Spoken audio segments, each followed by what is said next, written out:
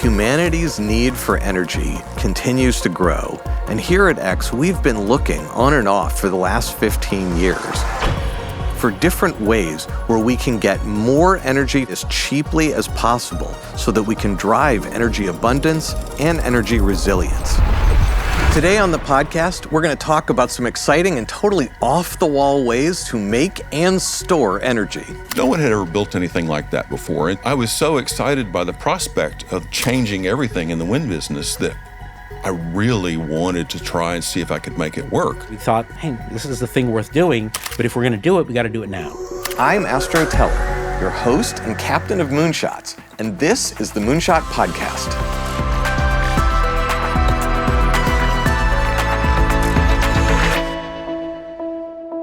First up, we're going to be talking with Felker, who's going to describe to us a very unusual take on how the energy of the wind could be harvested. Fort, I'm so glad we're doing this. Welcome to the podcast. It's great to see you again, Astro. We're going to get into what became the Makani Moonshot here at X. But go back to 2006 for a second. Kite surfers here in the Bay Area thinking, maybe we could get power from the wind to sort of help with energy resilience for the grid in a different way. Like, what were they thinking? Well, the kite surfers, feel firsthand the power of the wind. And when a big wind gust comes, you really feel the strength that's in that. And they knew firsthand how lightweight and low cost the apparatus is that harnesses that power. And so, they had a thought, we got to find a way to harness this and that'll make electricity and be good for all of humanity. So that was really the origins of the idea. Why would wind have needed a moonshot in the first place? Yeah, that's a great question. Over time, Astro, the technology steadily got better.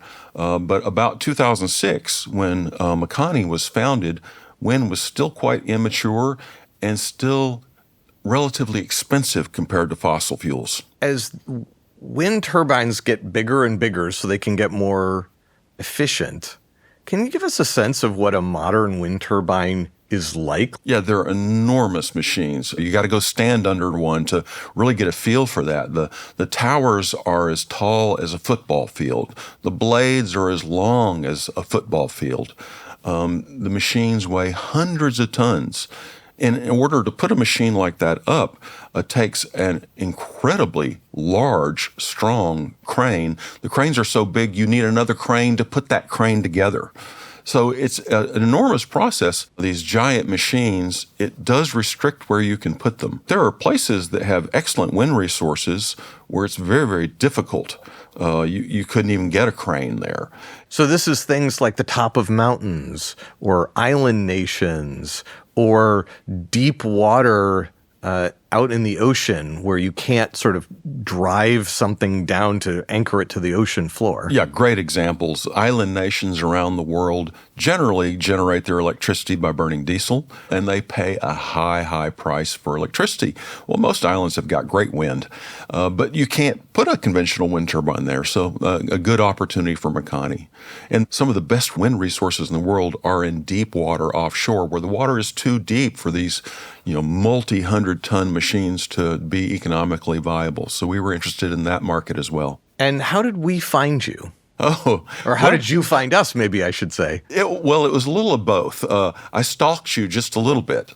Makani had been underway for several years while I was the director of the National Wind Technology Center, which is the principal R&D lab for wind energy in the United States. And they came to see us to talk about their new idea and the technology. And I had seen so many new ideas for wind that really weren't likely to work. Makani struck me as very different. The idea of less materials, of lighter weight, lighter touch systems that would be easier to install. I was really intrigued. What is the vision for Makani? How would this system work, and how would it create power? At that time, they had moved to rigid kites that look a lot like airplanes. And so an airplane with rotors on the front of the wing. And so the wind would drive the flight vehicle in giant loops. very analogous to the turning of a wind turbine blade. So think of the kite wing sweeping in a giant loop using the exact same physics that drives a wind turbine. And then the rotors would be driven by the accelerated wind as they moved around in circles, and power would be generated by onboard generators and transmitted to the ground through the tether that anchored the kite.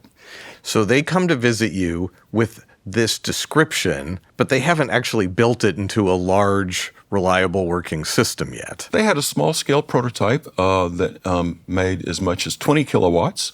I was so excited by the prospect of the Makani technology as being potentially changing everything in the wind business that I really wanted to try and see if I could make it work. So you're about to come on board to help us build this thing into a moonshot. It became the largest electric airplane ever made, doing circles at least a kilometer across in the sky with a tether to the ground that there was no reason to believe could actually be made. Like, what possessed you to agree to build this for us? I completely understood and bought into the moonshot idea of let's try something radically different. The wind turbine business had been getting 1% or 2% better every year for a long time. I was contributing to that, but the idea of finding something that might be 10x better, I mean, what an opportunity. Certainly no assurance that it would ever work, but I really was looking forward to trying. As you came on board, one of the things that I told you was that I wanted you to crash at least 5 of your aircraft as soon as was reasonably possible. What did you think about that? I was surprised, but I was continuing to learn about the different way that X approaches development of new ideas. You know, the rest of the world is much more conservative than that, Astro. But it was empowering to know that crashing was expected. It allowed us to be much bolder than we might have been. You expected catastrophes, and it allowed us to move faster. We did, in fact, crash kites, and we learned so much every time. So let's unpack a little bit. Can you tell us at a high level the components of the system? The kite had a number of subsystems. We can start with the principal structural element, which was a high-performance wing. It was made out of carbon fiber, a lightweight, strong material. But that was the backbone of the kite, and that's what fundamentally harvested the wind, working just like an airplane wing and driving in a giant circle, as we talked about earlier. Where could you go and pay someone to do a carbon fiber wing that big? Well, you couldn't. So, in fact, one part of the sort of the culture of Makani was we had a strong maker culture. Many of the team members were good at fabricating just about anything. And so much of the hardware of the first kite systems was made by hand by the team in our shops. We did ultimately start developing a supply chain as we moved closer to commercialization and find other people who could build these components to our specifications. Tell us a little bit about this string that holds it to the ground. That was a real challenge technically, was to have a tether that could be used to anchor the kite to its location and have the strength to do that, the flexibility to withstand wind gusts and the variations in the flight path, as well as being a high voltage electrical cable. We operated our tethers at 5 kilovolts. So that's a very serious electrical cable. For the kite to take off and land, the rotors and the motor generators, the whole power system, took power from the grid and lifted the kite. And then when the kite was flying in circles, the power went the other way. The rotors absorbed power from the wind.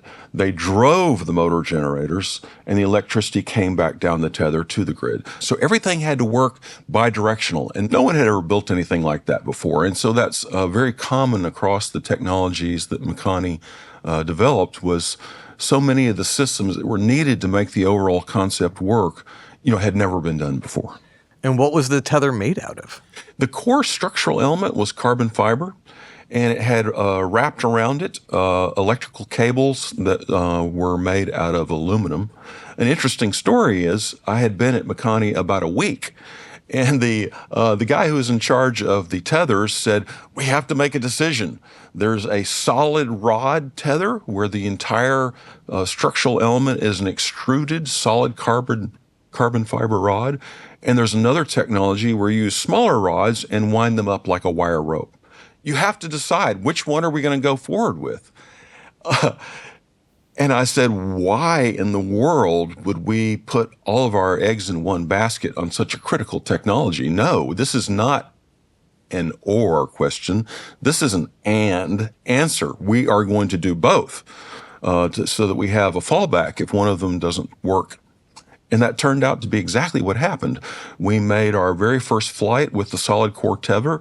It broke immediately, and we never used it again. The other tether worked perfectly.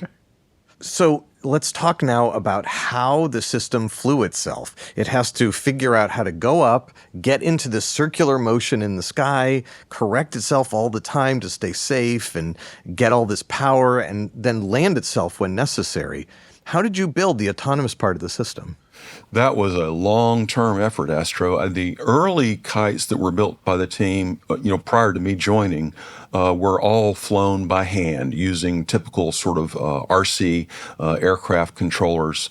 But that was obviously very tedious and could never be commercialized. You can't have an operator for every single wind power system. So over time, the team built autonomous controls. And I have to tell you, simulation is your friend. There is no way to do it without simulation.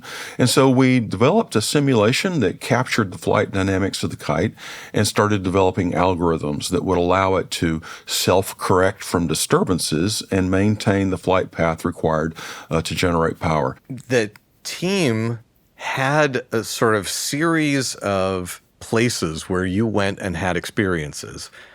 I'm going to ask you to start with your home base. Yeah, it was quite a long evolution. The team did our early flight testing at the Alameda Naval Air Station, which had been retired about 20 years earlier. And so there were giant empty hangars and deserted runways, and it was perfect for trying something new. But as time went on and the kites got bigger and the altitudes that we wanted to fly, then Alameda wasn't going to work anymore because it's right under the flight path of the Oakland Commercial Airport. We found another place to test down at the China Lake naval testing site. It's in Southern California out in the desert. And again, it was remote so that if things went wrong, there was no risk to any people. Tell us a little bit, this is at China Lake, about container-henge. Tell us what it was, describe it for the audience, but also why would you make something like that? Yeah, a great example of rapid prototyping. We had completed the M600 kite, so a giant step up in size and capability from where the team had been before. So we found ourselves with a kite, but no place to land it. So as an improvisation, we built a stack of shipping containers spaced apart the exact width of the kite so that we could land the kite perched on top of these containers with a hole in the middle for the tail to go down. And that's how we did our initial flight testing. After we had a lot of learnings at China Lake, including a crash, a piece of that crash is still proudly up here in our building, you went next to Hawaii. We were able to demonstrate that the kite could fly in loops and generate power. And as soon as we had the ground station ready, we moved to Parker Ranch in Hawaii, where we had a much harsher and stronger wind to deal with. Next stop, deep ocean, way up north. Tell us about that. In deep water, we had a particular competitive advantage. In deep water, you have to build a floating structure to hold your wind turbine. Well, for conventional wind turbines that weigh hundreds and hundreds of tons, that floating structure is immense and expensive. Well, our system was much lighter. It was made out of carbon fiber. Its weight was just a tiny fraction. And so our floating structures could be much, much smaller.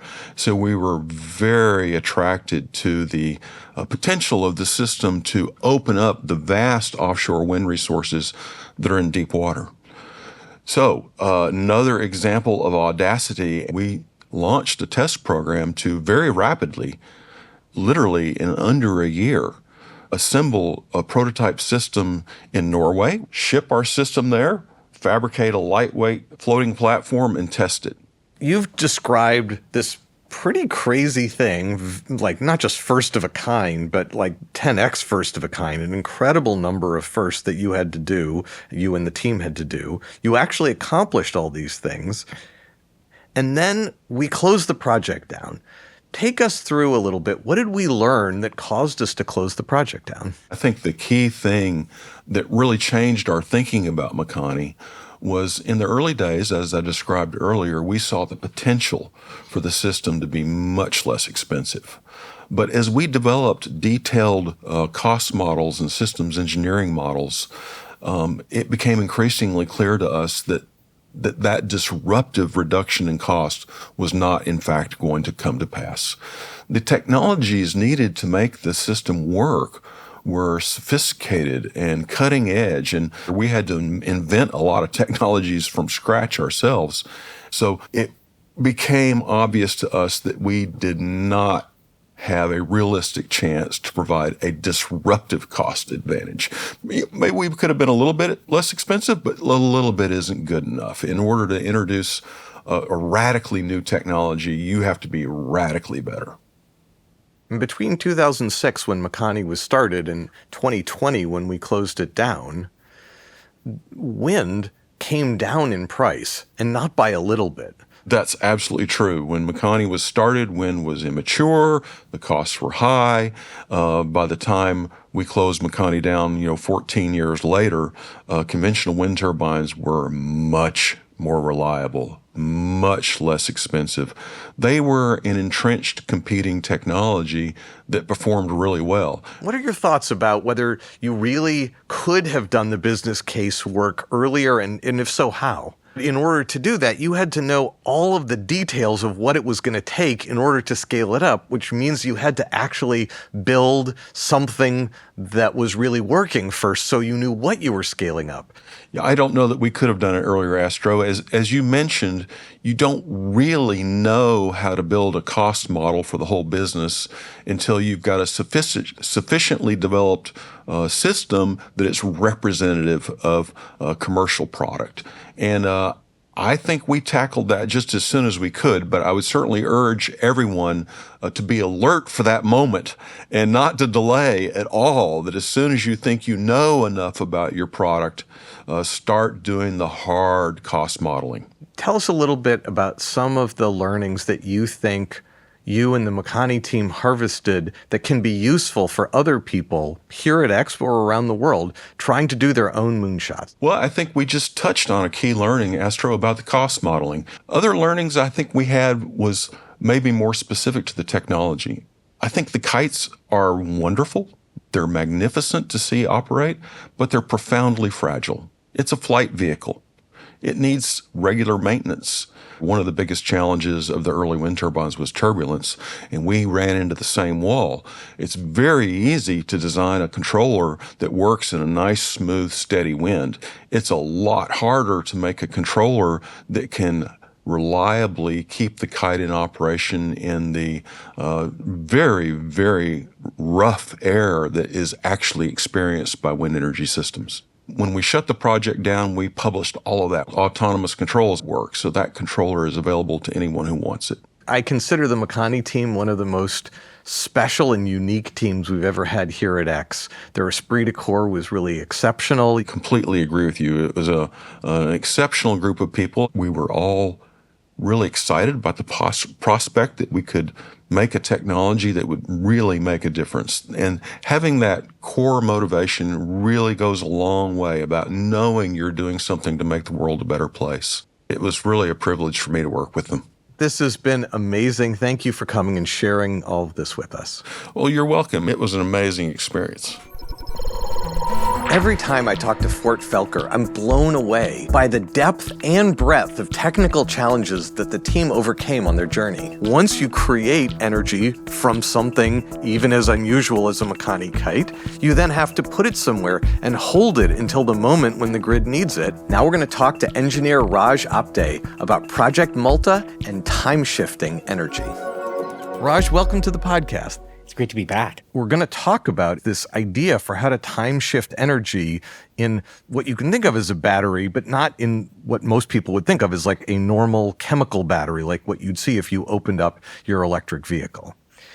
Before we get into the interesting problem that you solved, why do batteries need a moonshot? Yeah, that's a great question. I think the problem is that renewables are clearly a great and inexpensive way of producing energy. You can't produce energy as cheaply as you can with wind and solar.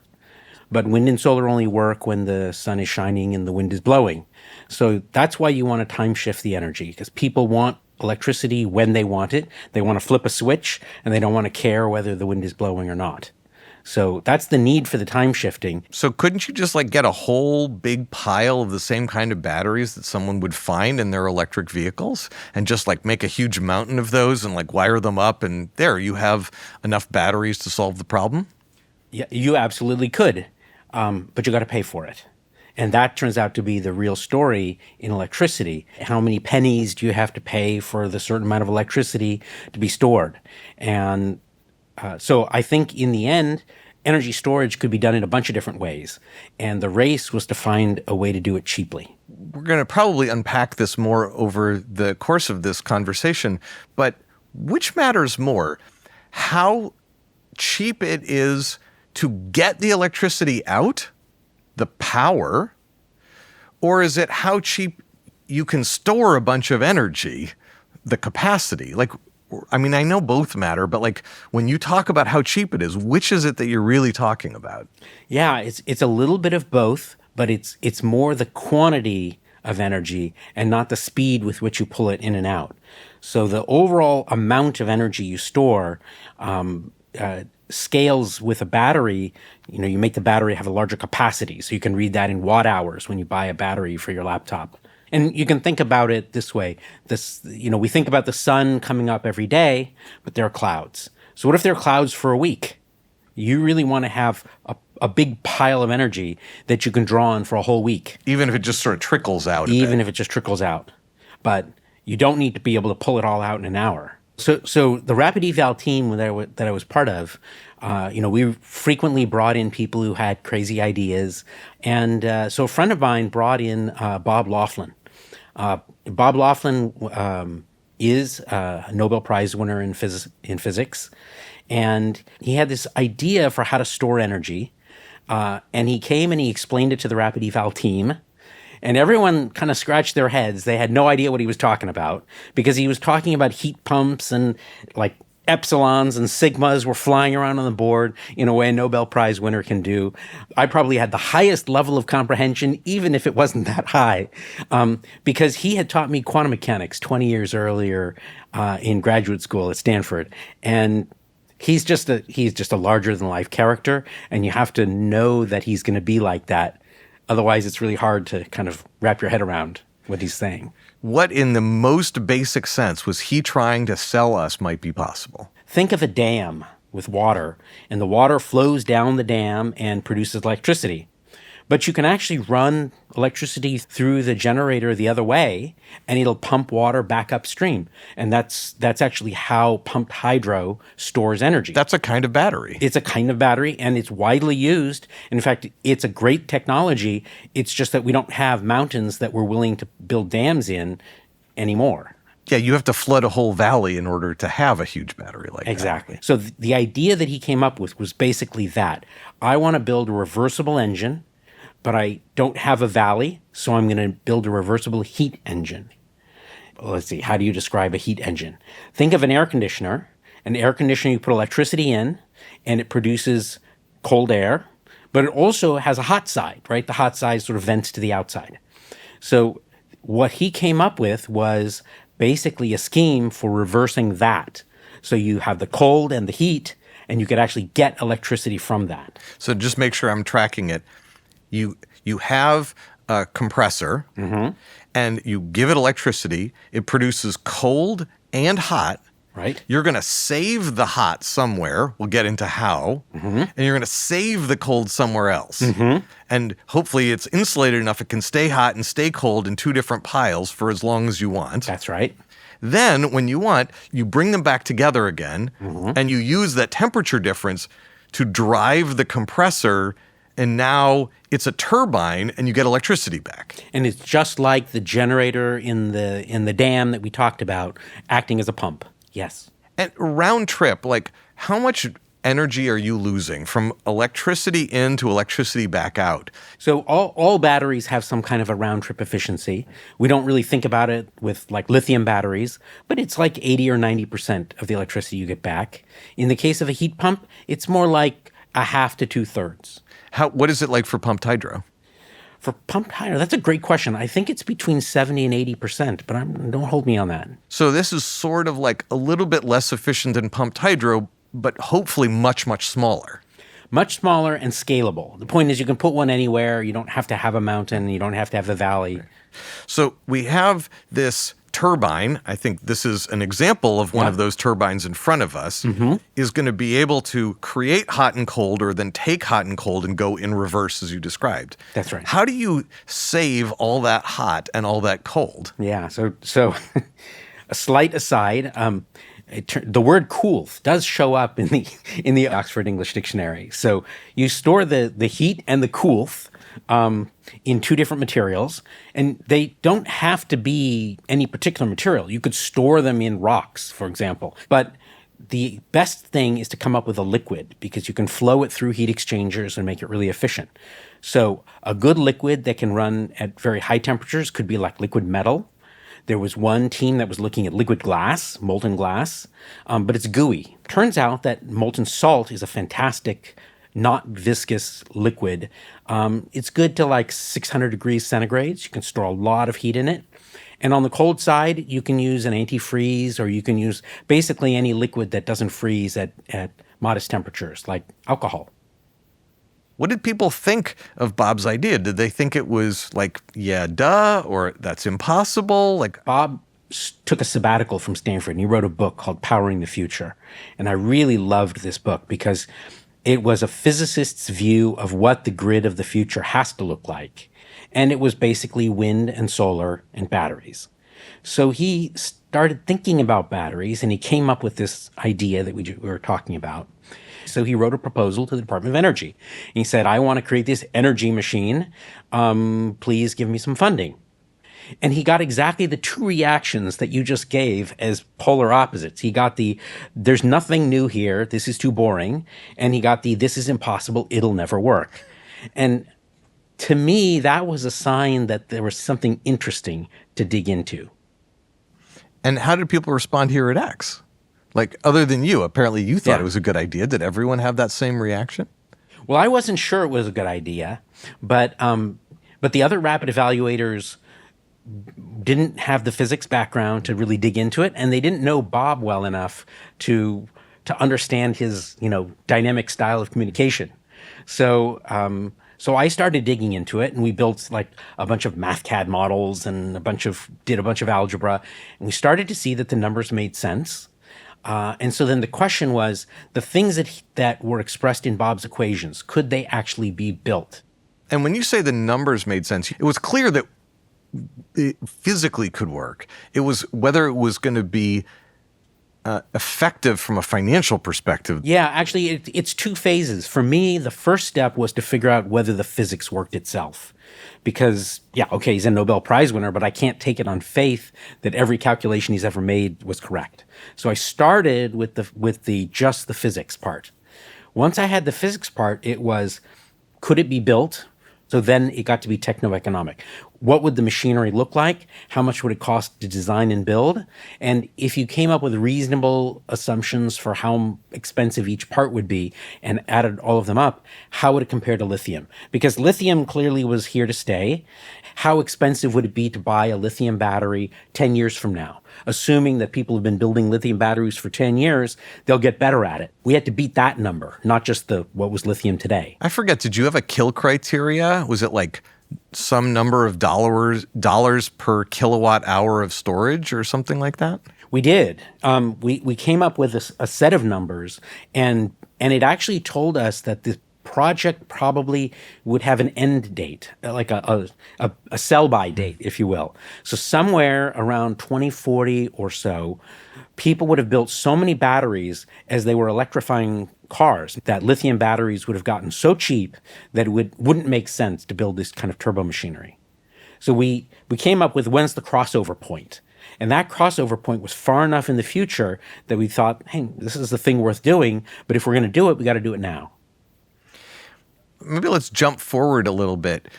What happened? Like by the time, you were 4-ish years in, this project called Malta, what did it become? Like, describe that moment where we started to talk about turning this into a company. Like, where were we? Yeah, so at that point we had engineering firms kind of pricing out how much would the control room cost, how much would the valves cost, and we had detailed cost summaries of all of those parts. And the next step was probably to get a engineering contractor to work with us and to start designing the first system, the first machine. And that brought up this interesting question, how big a machine to build? Now, you had already built machines, but they were scaled down machines. There were things that easily could fit in this room, not a scaled up machine that would actually be a grid scale battery. We didn't know, first of all, whether the right thing to do was to build something sort of data center scale, like 10 megawatts times 10 hours, or to build something more grid scale, like 100 megawatts times 20 hours. And that was a question that was kind of open. And would depend on how much capital we could raise and what was the risk profile for this kind of investment. So we ultimately did decide that there was a lot of promise here. We spun it out into an independent company. You're an observer on the board of that company. Mm-hmm. They're now building a grid scale battery of just the kind that you described in Spain, right? We have now the plans for a small system and a big system in detail, and we're ready to start building first a quick version of the small system and then the big system. So the company is in the process of getting the site locked down and break ground on that first of a kind system. Congratulations. That's exciting. Yeah, thank you.